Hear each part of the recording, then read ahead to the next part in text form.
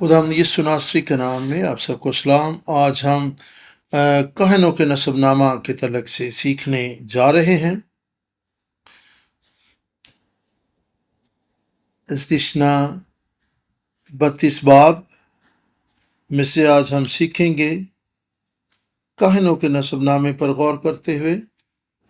آج تعارف ہوگا کیونکہ بہت سی چیزیں ہمیں اس میں کور کرنا ہے، اور یہ ابراہیم پاک کی لکھی ہوئی چھٹی کتاب ہے جو مخلصی کی تاریخ کے سلسلہ میں ہے۔ ابھی انگریزی میں اس کا ترجمہ نہیں ہوا، اور جو ہی اس کا اردو میں ترجمہ ہوگا پاکستان میں بھی یہ دستیاب ہوگی، اور امید ہے کہ اگلے سال اس کا ترجمہ انگریزی زبان میں ہو جائے گا۔ اس سے آپ کو یہ سیکھنے میں مدد ملے گی۔ عمومی جو جائزہ اس کتاب میں نہیں بلکہ تفصیلی بات کی گئی ہے، آج ہم عمومی جائزہ لیں گے۔ نسب نامہ کیا ہے؟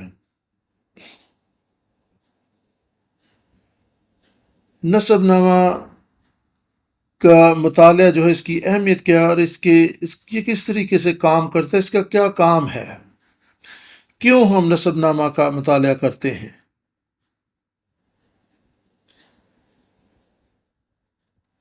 مخلصی کے تاریخ میں ہم مخلصی کے تاریخ جو ہے اس کو دیکھنے کی کوشش کرتے ہیں، اور اس مخلصی کی تاریخ میں ہم تخلیق کو دیکھ رہے ہیں، کس طریقے سے انسان زوال پذیر ہوا۔ خدا نے وعدہ کیا کہ عورت کی نسل جو ہے وہ سب کچھ بحال کرے گی، اور آخر میں اور پھر ہم تخلیق اور بحالی کے کام کو مکمل ہوتا دیکھتے ہیں، اور یہ خدا یسوع مسیح کی آمد ثانی ہے۔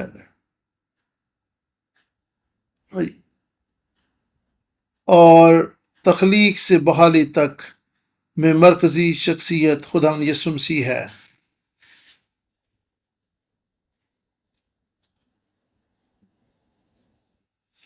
خدا یسوع مسیح کی صلیبی موت اور اس کا مردوں میں سے جی اٹھنا، یہ نجات کا جو کام ہے، اس کو مخلصی کی تاریخ کہتے ہیں۔ بائبل مقدس میں پہلے باب 7ویں آیت کو اگر آپ دیکھیں، وہاں لکھا ہے کہ اسی میں تمہیں گناہوں کی معافی ملتی ہے جو ہمارے لیے عوضی بن کر ہمارے لیے قیمت ادا کر دی۔ یسوع مسیح نے فدیہ دے دیا ہمارے گناہوں کے لیے، ہماری مخلصی کے لیے اس نے قیمت ادا کی ہے۔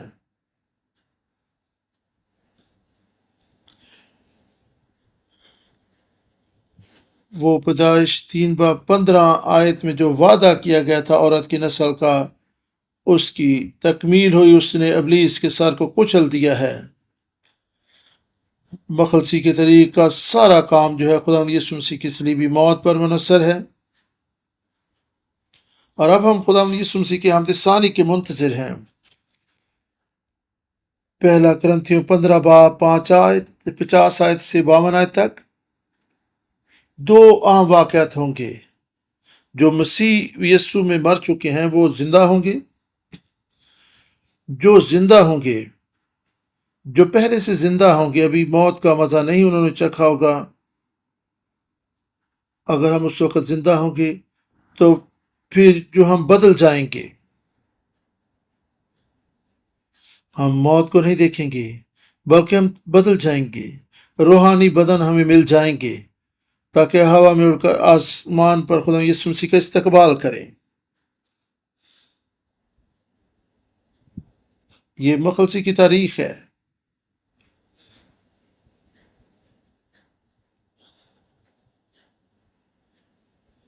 اور یہ محض مخلصی کی تاریخ نہیں بلکہ یہ میری مخلصی کی تاریخ ہے۔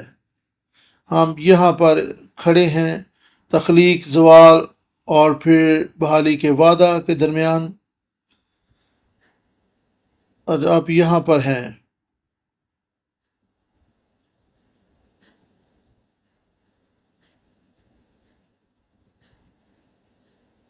ہم اپنے نجات کی کام کی تکمیل کے بہت قریب ہیں. یہ مخلصی کی تاریخ کی ترتیب اور خلاصہ ہے. بہت سے لوگ نسب ناموں کو نظر انداز کر دیتے ہیں.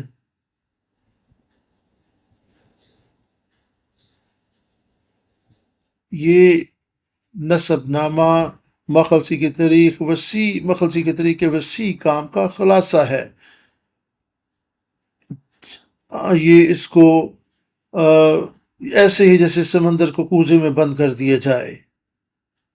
یہ مخلصی کی تاریخ ان نسب ناموں میں چھپی ہوئی ہے. پیدائش 5 باب 1 آیت. تخلیق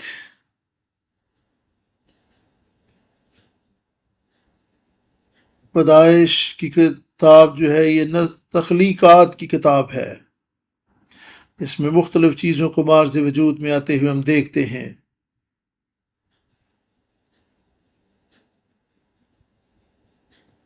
یہ کتاب ہے جس میں تخلیقات، چیزوں کو پیدا کرنے کا کام ہوا. متی 1 باب 1 آیت کو دیکھیں تو یہاں پر ہمیں خدا یسوع مسیح کا نسب نامہ دیکھنے کو ملتا ہے.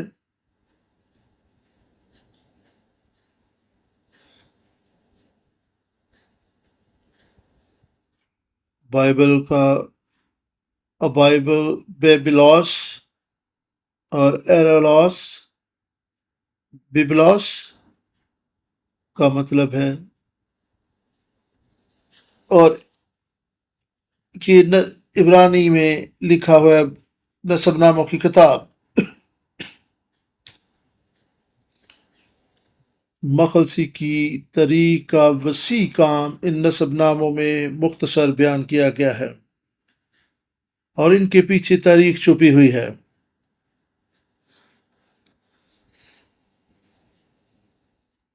اگر آپ امریکہ کے صدور کے نام یاد کر لیں، کینیڈا کے صدور جو ہیں ان کے نام یاد کر لیں، تو ان ناموں کے پیچھے تاریخ چھپی ہوئی ہے.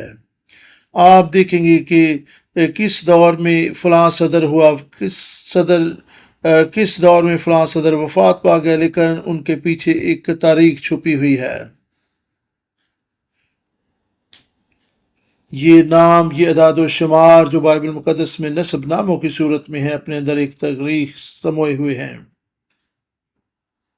اور نسب نامے ایک مختصر خلاصہ ہے.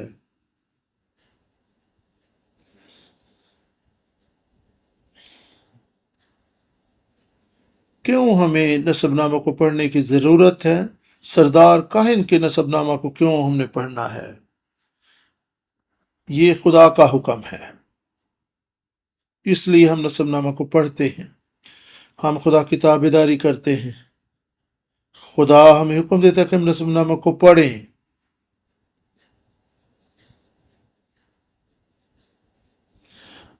نسب ناموں کو ناچیز نہ جانیں، ان کو نظر انداز نہ کریں، ان کے مطالعہ کو آپ غیر معمولی نہ سمجھیں بلکہ ان کو پڑھیں. خدا کے کلام میں استثنا 32 باب 7 آیت میں لکھا، قدیم ایام کو یاد کرو، نسل در نسل کے برسوں پر غور کرو. اپنے باپ سے پوچھو، وہ تم کو بتائے گا. بزرگوں سے سوال کرو، وہ تم سے بیان کریں گے. ہمیں غور کرنے کے لیے کہا گیا ہے، ہمیں پوچھنے کے لیے کہا گیا ہے، ہمیں دریافت کرنے کے لیے کہا گیا ہے. اور یہ نسب نامے ہیں، نسل در نسل کے برسوں کا حساب ہمیں لگانا ہے.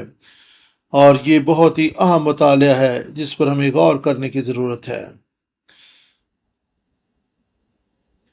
اور غور کرنے کا مطلب ہے دریافت کرنا اور تحقیق و تفتیش کرنا.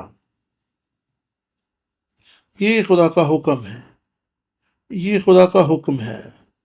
اور یہ تاکیدی بات کی گئی کہ آپ کو غور کرنے کی ضرورت ہے. آپ کو دریافت کرنے کی ضرورت ہے، تحقیق و تفتیش کرنے کی ضرورت ہے۔ اور عبرانی زبان کا لفظ شینوت جو نسب نامہ کے لیے، اور یہاں پر اس کا مطلب ہے تاریخیں، اور پھر تواریخ یعنی ہسٹری، نسل در نسل۔ اس کا مطلب ہے تمام نسلوں کے برسوں کا حساب لگانا ہے۔ اور یہاں پر نسل در نسل کے برسوں سے مراد نسب نامہ ہے۔ خدا ہمیں حکم دے رہا ہے کہ ہم نسب نامے کا مطالعہ کریں، تمام تاریخ، پشتوں اور تواریخی واقعات کو ہم ان نسب ناموں میں دیکھیں۔ ان تاریخوں میں، ان نسب ناموں میں، ان پشتوں میں ہم دیکھتے ہیں کہ خدا کس طریقے سے بنی نو انسان کے درمیان اپنے منصوبے کو، بحالی کے لیے منصوبے کو آگے بڑھاتے رہا۔ تو ہم خدا کے فضل کو دیکھیں گے، اس کے کام کو اس نسب ناموں میں دیکھیں گے۔ یہ وہ نسب نامہ ہے یہ وہ نسب نامے ہیں جنہیں ہمیں پڑھنے کے لیے تاکید کی گئی ہے۔ اگر ہم سردار کہن کے نسب نامہ کو دیکھتے ہیں، پہلی تواریخ 6 باب 3 سے 15 آیت میں اس نسب نامے کو بیان کیا گیا ہے۔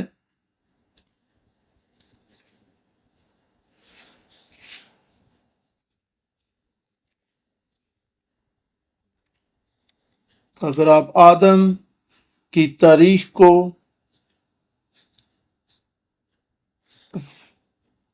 اور بنی اسرائیل کی بابل کی سیری سے واپسی تک کو دیکھیں تو پھر 3600 برسوں کی تاریخ آپ کو ملتی ہے۔ اور یہ نسب نامہ کہاں پر ظاہر ہو رہا ہے؟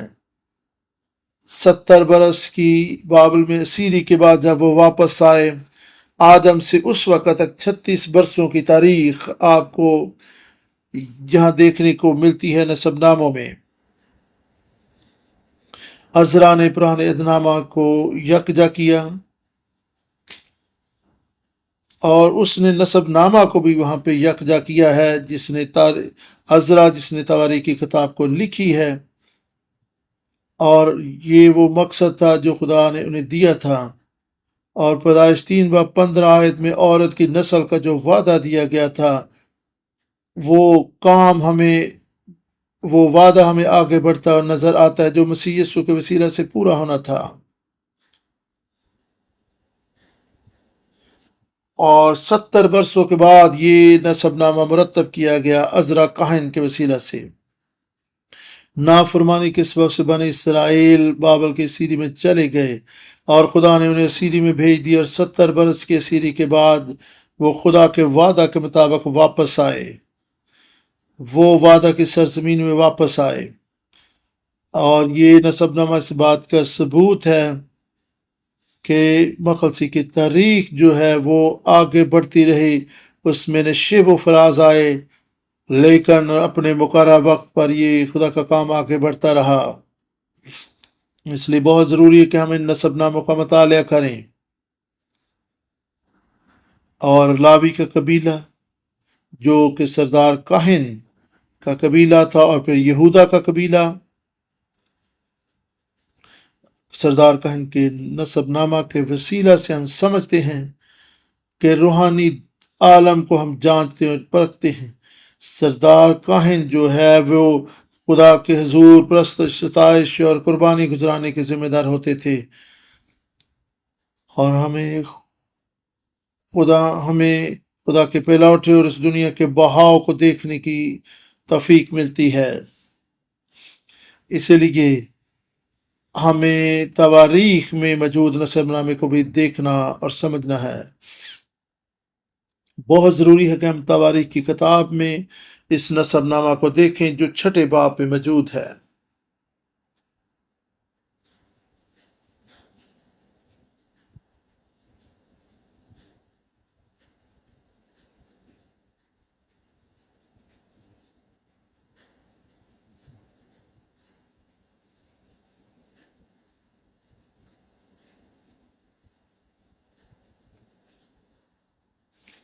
سو آپ ان نسب ناموں کو شوق سے پڑھا کریں، غور کیا کریں۔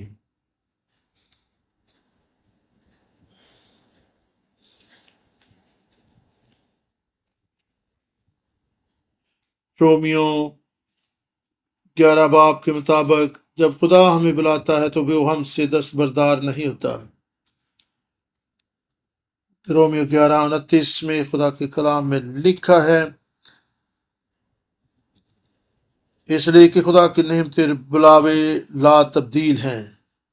خدا جب ہمیں بلاتا ہے تو وہ ہم سے دستبردار نہیں ہوتا۔ ہم سے غلطیاں ہو سکتی ہیں اور خدا کے بلاوے لا تبدیل ہیں۔ ہم خدا سے دور بھاگتے ہیں، ہم خدا سے دستبردار ہو جاتے ہیں۔ ہمیں خدا سے دور نہیں جانا۔ آپ اپنی زندگی میں آج جس بھی مقام پر کھڑے ہیں اور اب دکھ اور مصیبتوں سے میں گزر رہے ہیں، خدا دنیا کے آخر تک آپ کے ساتھ ہے۔ خداوند آپ کو توفیق دے کہ آپ اس فضل کو اور اس کی محبت کو جان اور سمجھ سکیں۔ سردار کاہن، ہم دیکھ چکے ہیں کہ نسب نامے ہمیں کیوں کر پڑھنے ہیں، ان کی کیا اہمیت ہے۔ مختلف نسب نامے ہمیں بائبل مقدس میں ملتے ہیں اور یہ زندگی کی تاریخ ہمیں آگے بڑھتی ہوئی نظر آتی ہے۔ ہم سردار کاہن کے نسب نامہ کو دیکھنے والے ہیں۔ سردار کاہن کا نسب نامہ، سردار کاہن کن پشتوں سے آئے، کن قبیلوں اور خاندانوں سے چنے گئے تھے، اور اس کے لیے کوہن اور گدول لفظ استعمال ہوا ہے۔ ہائی کا مطلب کوہن عبرانی زبان میں، اور گدول کاہن، اور اس کے لیے روش بھی لفظ استعمال ہوا ہے۔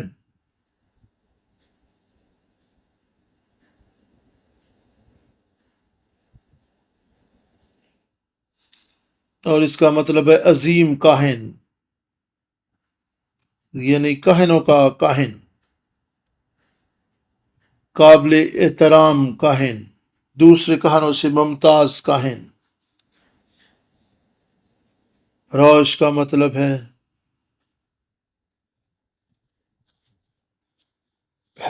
روش کا مطلب ہے سردار، سردار کاہن۔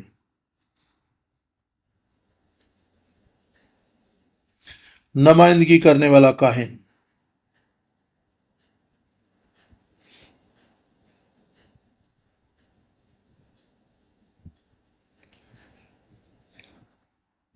یہ دو اہم الفاظ ہیں جو کاہن کو بیان کرنے کے لیے، سردار کاہن کو بیان کرنے کے لیے استعمال ہوئے ہیں۔ کاہن جو ہوتے تھے ان کے مختلف کردار ہوتے تھے، سردار کاہن کے مختلف کام ہوتے تھے، یہ ورشپ اور قربانیوں میں قیادت کی ذمہ داریاں سنبھالتے تھے۔ ایک عبرانی 8 باب کو اگر آپ دیکھیں، 3 آیت، 8 باب 3 آیت اور پھر 9 باب 7 آیت بعد میں آپ پڑھ سکتے ہیں۔ یہ ہیکل کو صاف کرتے تھے، اس ہیکل میں خدمت سر انجام دیتے تھے، اور پرستش اور عبادت میں قائل قیادت کرتے، کلام سناتے تھے، شریعت پڑھ کر سناتے تھے۔ یہ روحانی باتوں میں قیادت کی ذمہ داریاں سنبھالتے تھے۔ یہ بہت ضروری ہے۔ ایک سال میں ایک مرتبہ 7ویں مہینے میں کاہن جو تھا وہ 10ویں تاریخ کو پاک ترین مقام میں جاتا تھا، یہ یوم کفارہ ہوتا تھا، اور سال میں ایک مرتبہ کاہن پاک ترین مقام میں جاتا تھا۔ صحن پاک مقام، پاک ترین مقام، اور پاک ترین اور پاک مقام میں ایک پردہ ہوتا تھا۔ وہاں پر کاہن سال میں ایک مرتبہ جاتا تھا، وہ اس حصے میں اپنی ذمہ داری نبھانے کے لیے جاتا تھا اور اپنے لیے کفارہ دیتا تھا، اپنے خاندان کے لیے کفارہ دیتا تھا، کیونکہ یہ یوم کفارہ ہوتا تھا۔ اور بار 16 باب 29 آیت میں اور پھر 12 باب میں آپ ان چیزوں کو دیکھ سکتے ہیں ہمارے فہم و فراست کے لیے۔ بہار 16 باب 29 آیت 12 آیت، عبرانیوں 8 باب 3 آیت کو ہم دیکھیں گے۔ یہاں پر بڑی گہرائی پائی جاتی ہے۔ 8 باب 3 آیت میں لکھا ہے، اور چونکہ ہر سردار کا نظریں اور قربانیاں گزرانے کے واسطے مقرر ہوتا ہے، اس لیے ضرور ہوا کہ اس کے پاس بھی گزرانے کو کچھ ہو، اور اگر وہ زمین پر ہوتا تو ہرگز کاہن نہ ہوتا۔ عبرانیوں 9 باب 7ویں آیت کو بھی ہم دیکھیں گے، مگر دوسرے میں صرف سردار کاہن سال بھر میں ایک بار جاتا ہے اور بغیر خون کے نہیں جاتا، جسے اپنے واسطے اور امت کی بھول چوک کے واسطے گزرانتا ہے۔ سال میں ایک مرتبہ پاک ترین مقام میں داخلے کا یہاں پر ذکر ہے، جس میں وہ سال میں ایک مرتبہ جاتا تھا۔ 7ویں مہینے کی 10ویں تاریخ کو وہ وہاں پر جاتا تھا۔ اور ابار 16 باب کو ہم دیکھ سکتے ہیں۔ ابار 16 باب، وہاں پر بخور کا دھواں بھی اٹھتا تھا۔ 29ویں آیت میں لکھا ہے، اور یہ تمہارے لیے ایک دائمی قانون ہو کہ 7ویں مہینے کی 10ویں تاریخ کو تم اپنی اپنی جان کو دکھ دینا، اور اس دن کوئی خواہ وہ دیسی ہو یا پردیسی جو تمہارے بیچ بدوباش رکھتا ہو، کسی طرح کا کام نہ کرے۔ یہ یوم کفارہ ہے، 7واں مہینہ 10ویں تاریخ ہے۔ 12ویں آیت میں بخور دان وہ پاک ترین مقام میں لے جاتا تھا، اور ایک برتن نما ہوتا تھا، اس مذبح پر سے وہ انگارے لیتا تھا، اس برتن میں ڈالتا، سوختنی قربانی کے مذبح سے برتن لیتا اور اس میں وہ انگارے بھر کر ان پر بخور ڈالتا تھا۔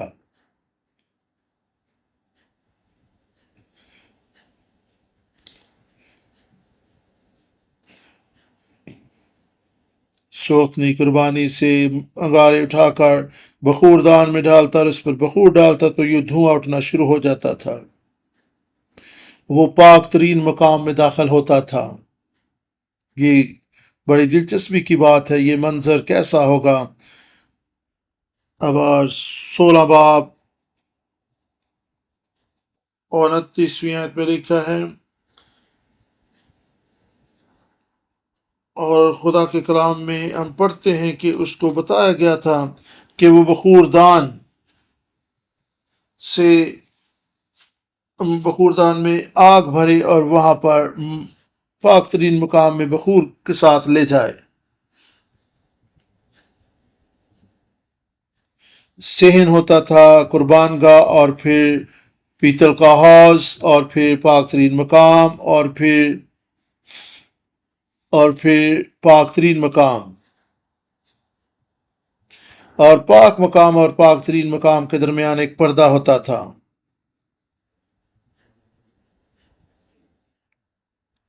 اور وہ پاک ترین مقام سے گزرتا پاک ترین مقام میں جاتا تھا، اور وہ ہر طرف دھواں ہی دھواں ہوتا تھا، اور خدا کی حضوری وہاں پر اترتی تھی۔ اور یہ کس چیز کی طرف اشارہ ہے؟ خدا کی حضوری یہاں پر ہم دیکھ رہے ہیں، یہ خدا یسوع مسیح کی دوسری آمد کی طرف اشارہ، جس میں وہ بادلوں کے ساتھ آئے گا، اور یہ بحالی کا کام جو ہے اس کی تکمیل ہو جائے گی۔ یہ خدا یسوع مسیح کی آمد ثانی کی تصویر ہے، اور کوہ سینا پر بھی خداوند اتر آیا اور وہاں پر ابر چھا گیا تھا، خداوند اتر آیا تھا اور وہ لوگوں کے درمیان اتر آیا۔ اسی طرح اخیر زمانہ میں خداوند یسوع مسیح بادلوں پر آئے گا، وہ لوگوں کے درمیان آئے گا۔ یہ اخیر زمانہ کی طرف اشارہ ہے، اور یہ ہماری نجات کے کام کی تکمیل ہوگی، اور ہمیں آسمان پر جا کر خدا کی پرستش اور عبادت کرنا ہوگی۔ مکاشفہ 10 باب 1 آیت میں لکھا ہے، 10 باب 1 آیت مکاشفہ میں، اور پھر مکاشفہ 14 باب میں ہم دیکھ سکتے ہیں 4 آیت میں لکھا ہے،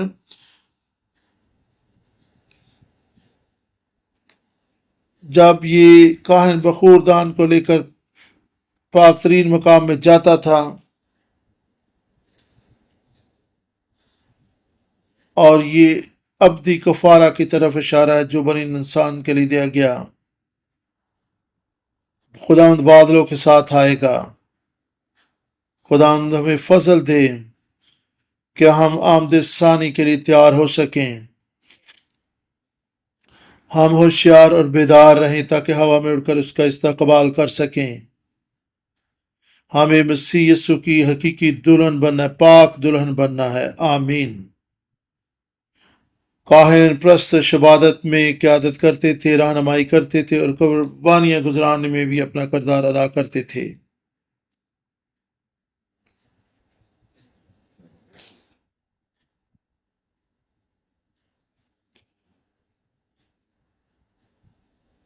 نسب نامہ کے وسیلہ سے آپ جو روحانی دنیا ہے اس کے بہاؤ کو بھی آپ سمجھ سکتے ہیں۔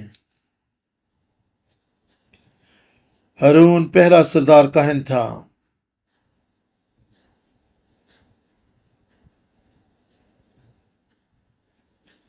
اور یہ خدا کی طرف سے مقرر ہوا، اور پھر اس کے نسب نامہ میں ہم اس کے بیٹوں کو دیکھتے ہیں، اور ایہو اور ندب کو ہم کہانت کی خدمت سنبھالتے دیکھتے ہیں، اور پھر الیعزر، یہ 3 بیٹے جو تھے ہارون کے بعد انہوں نے کہانت کی ذمہ داریاں سنبھالنے والے یہ شخص تھے۔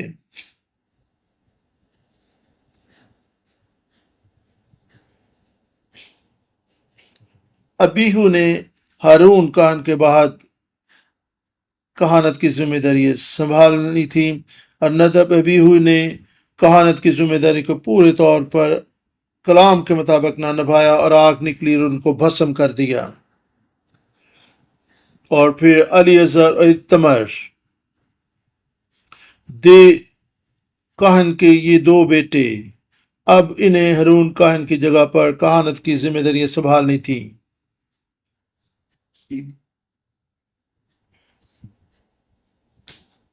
ہم دیکھتے ہیں کہ کہانت جو ہے الیعزر اور ایتمر کو منتقل ہوئی،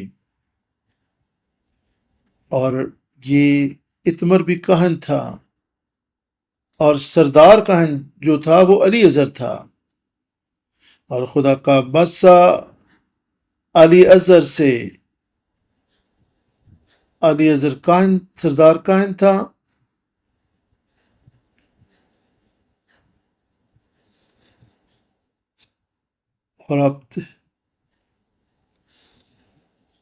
اور دیکھتے ہیں کہ کاہن الیعزر کے حصے میں سردار کاہن کی ذمہ داری آئی۔ یہ وہ خود شخص ہے جسے خدا نے چنا تھا کہ وہ سینئر ہو، یہ خدا کی طرف سے مسا شدہ تھا تاکہ خدا کے لیے کہانت کی ذمہ داری سنبھالے۔ اور ہارون سے برکت الیعزر کو ملی، گنتی 3 باب 4 آیت، اور پھر 20 باب 26 آیت سے 28 آیت تک آپ ان حوالہ جات کو دیکھ سکتے ہیں۔ نسب نامہ سے خدا کی مرضی اور اس کے ارادے کو ہم دیکھتے ہیں، یہ روحانی بہاؤ کس طرح آگے بڑھ رہا ہے۔ خدا نے الیعزر کو چنا،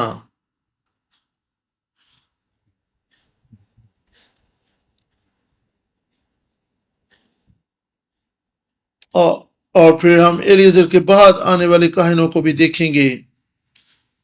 گنتی کی کتاب کے ان حوالہ جات کو اگر آپ دیکھیں تو آپ کو یہ ترتیب آگے بڑھتے ہوئے نظر آتی ہے، اور اس روحانی بہاؤ کو ہم آگے بڑھتے ہوئے دیکھتے ہیں، اور یہ روحانی دنیا کا بہاؤ ہمیں آگے بڑھتا ہوا نظر آتا ہے۔ ہم دیکھتے ہیں کہ خدا کس طریقے سے کام کر رہا ہے۔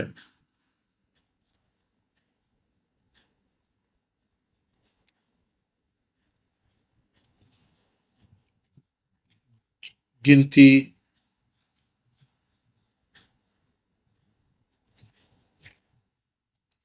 3 باب 4 آیت کو دیکھیں گے۔ گنتی 3 باب 4 آیت۔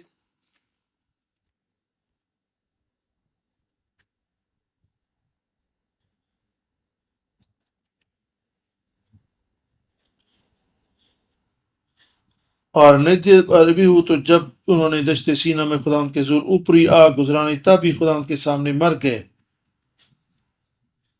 اور الیعزر اتمر نے کہانت کی ذمہ داریاں سنبھالی۔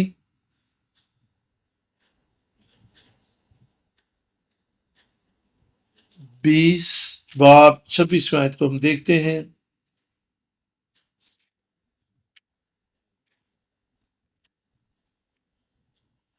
اور 20 باب کی 26ویں آیت میں ہم اس طرح سے پڑھتے ہیں،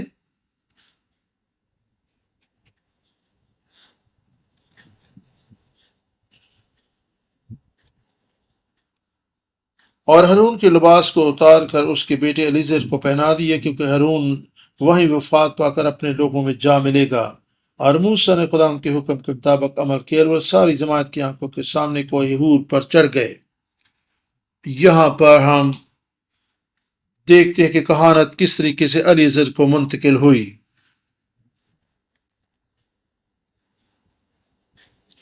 دو چیزوں کے ساتھ میں اختتام کرنا چاہوں گا،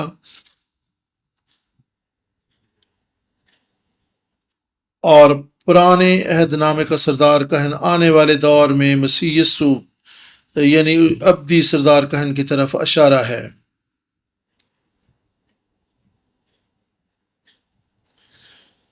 ہائی پریسٹ ابدی کہن کی تصویر کشی کرتا ہے،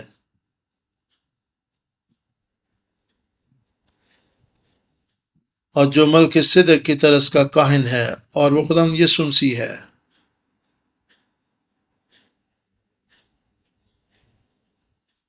یہاں پر کچھ حوالہ جات آپ کی مطالعہ کے لیے لکھے جا رہے ہیں۔ عبرانیوں 3 باب 1 آیت، 4 باب 14 آیت، اور پھر 16 آیت، اور 10واں باب 22 آیت سے 24 آیت تک۔ اس سے ان آیات سے آپ دیکھ سکیں کہ یسوع مسیح ابدی سردار کاہن ہے۔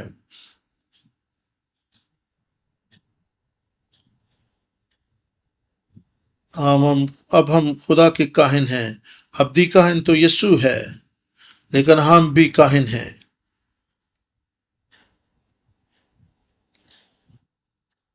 سردار کاہن ایمانداروں کی تصویر کشی بھی کرتا ہے۔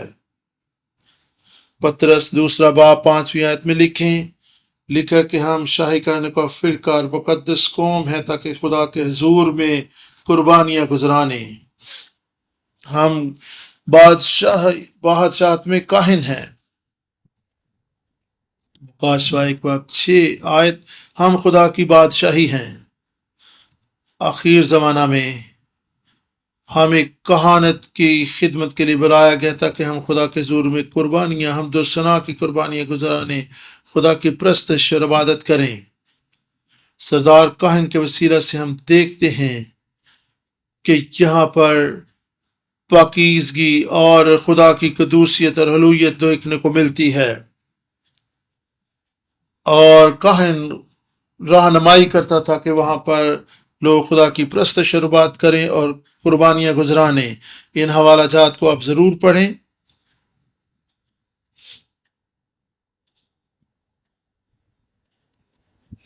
عبرانیوں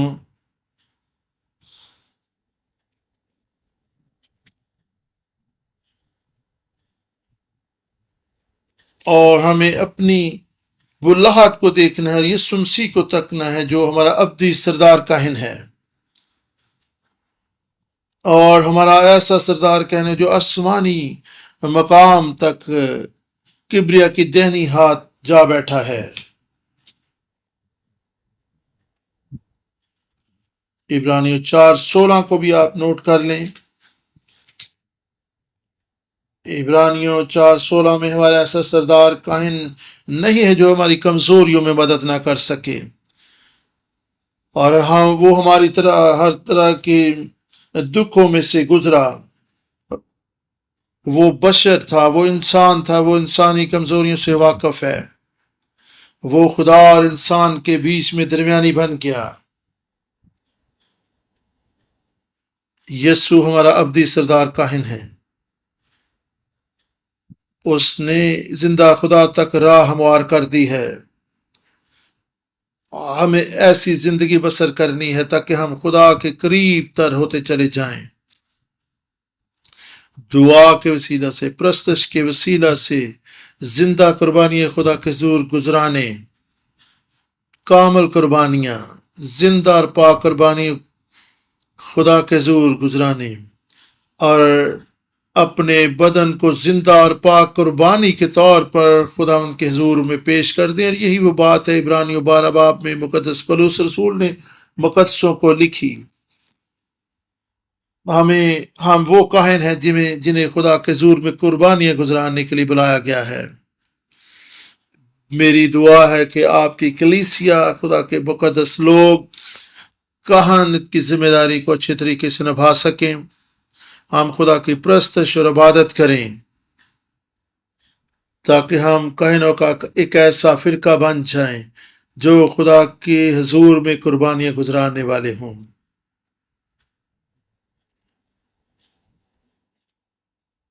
اور آنے والے وقت میں ہم مزید اس کے تعلق سے سیکھیں گے۔ آج آپ خدا کے کلام پر غور کریں۔